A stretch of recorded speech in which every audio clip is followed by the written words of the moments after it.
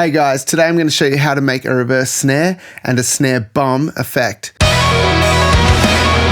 You hear this in a lot of metal music, you hear it in a lot of proggy, melodic stuff. Anything where there's a big, huge section where you want to make the drum sound really dramatic, you might hear this effect. So let's not waste any time, let's do it. So I pulled up an old project from a band called Naive. The song's called Tesla, it's on Spotify, you should definitely check it out, and their EP, it's really cool stuff.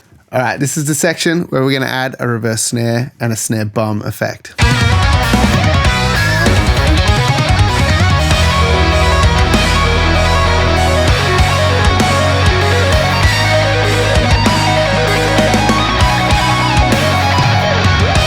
As you can hear, these guys are awesome. The best way that we can go about making this effect is if we use a snare sample. If you have a snare hit from when you track drums, then I would use that. But trying to use an actual snare hit within the song is gonna have a lot of cymbal bleed in it. It's gonna be a little bit trickier to make this effect. You can do it, but it's gonna require a lot more work. So what I'm gonna do is solo my snare samples. I've got 2 samples and like a room sample here. I'm just gonna solo all of them. It sounds like this. Nice punchy snare. What I'm gonna do is cut it at the start of the transient and then just cut it on the next beat. Now I'm just gonna copy that, Command C, and then undo these cuts because I don't want them there. And then I'm just gonna come over to the end of the track and copy paste that over here, Command V. Okay, so now I've got a snare hit over here at the end of the track. Now I wanna bounce this down into one sound. I don't wanna be working off 3 multiple tracks here. I just wanna get this as one stereo file that I can manipulate. So because all of our drums are going to a bus up here, what I'm gonna do is along the bus here, right click and create MIDI region. And that's made a MIDI region for that whole bar, which is perfect. Now I'm gonna click on that MIDI region and press Control B. Now we're gonna bounce this MIDI region in place, which is actually just going to bounce all of the drum bus and all of the sounds, effects, and all of that stuff that's going to the drum bus into one stereo file. Let's relabel this as reverse snare. And we're just gonna check our settings. That's all fine. We don't want to bypass effect plugins. We want to include audio tail in file and include volume pan automation. That's all fine. Let's check those and press OK. Okay, now down the bottom here, we've got our file, reverse snare, and that sounds the same as these 3 sounds together. Beautiful. Now we can delete that. Okay, so now we've got our snare sound here. Let's duplicate it. Command D, hold down Option and drag down to that channel, and now we've got a double up of it. Let's right click the copied one and go convert to new audio file, and we'll label this one snare bomb. So now we can process these 2 things individually and it's not going to affect either of them. Okay, let's find the point where we want to put this effect in.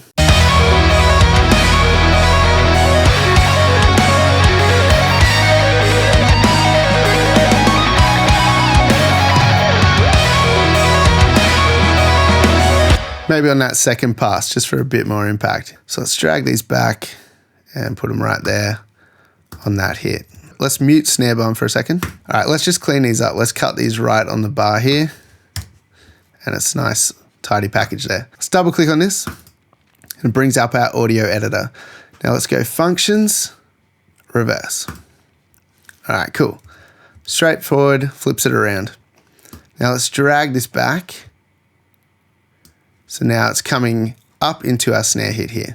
Now we don't really want the very end of this file here because that's where the snare hits, and sometimes it's a bit too aggressive on the effect we're looking for.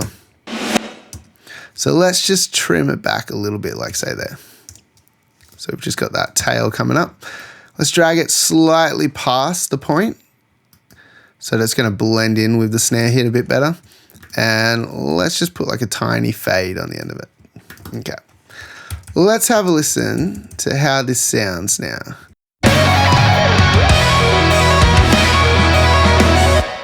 So that's pretty cool.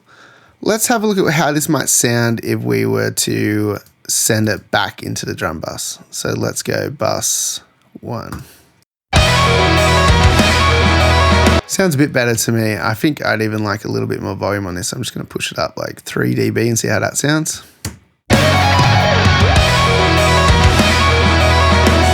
That sounds pretty cool. If you wanted to make this more aggressive, you could try adding saturation to it or some compression. Let's just chuck on like an 1176 kind of thing and see if we can make it really stand out. Let's go a fast release. Let's try a fast attack and just see what we can kind of get out of this. I'll just loop it for a second.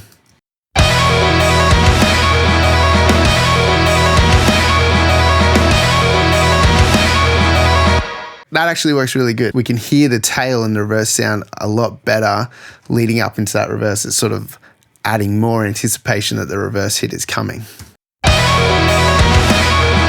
That sounds pretty great as is already, but let's try adding a snare bomb effect now.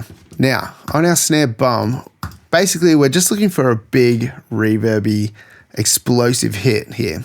So let's load up a reverb and see what we can do here.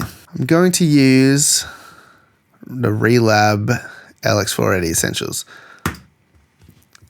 See how we go with this one. See if we can get a cool sound.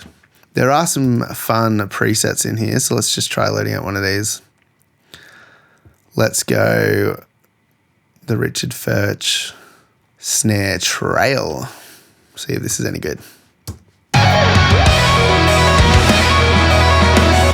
All right, we're gonna need a bit more volume on this, so I think we might do the same thing. We're going to chuck a compressor after the reverb to make this really intense. Might go a slow attack for this one, fast release, and just play around with this a little bit. We're going to use the compressor to get a little bit extra volume on the signal, but also to squash that reverb a bit more and make it a bit more aggressive.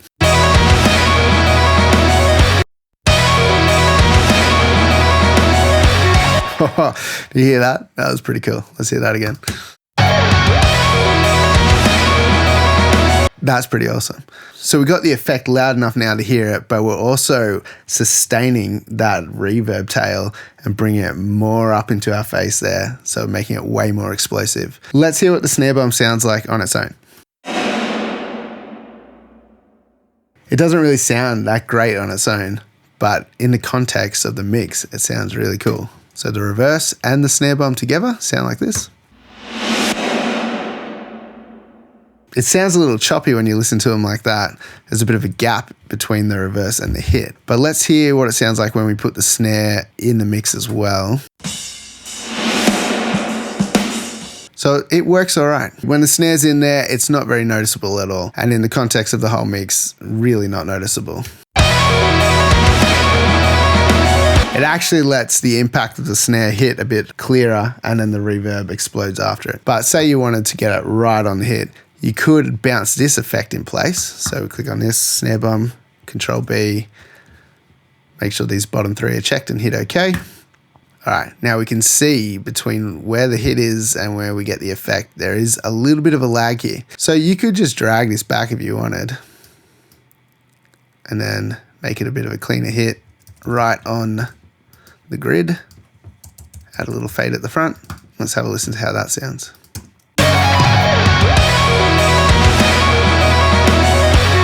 That sounds all right. But let's hear it again with the pre-delay of the effect. I actually think that sounds better. It's just, like I said, you can hear that snare impact and then the effect comes after it. So there you go, guys. Two great effects, reverse snare and snare bomb. You can use them together to create a really epic effect on a section where you need some huge impact, or you can use them individually, just have the reverse snare sounds great. Or if you just wanted to add some huge impact to a single snare hit, you could just put a snare bomb on it. But obviously using them together is very effective. And if you're just using stock plugins in Logic to do the snare bomb effect, you could easily just use Chromaverb or Space Designer and then follow it up with the Logic stock compressor using one of the FET compressor modes in there to add that aggressive attack to the sound. Hope you guys enjoyed the video. Make sure you hit like, subscribe, and turn on notifications, and I will see you guys in the next video.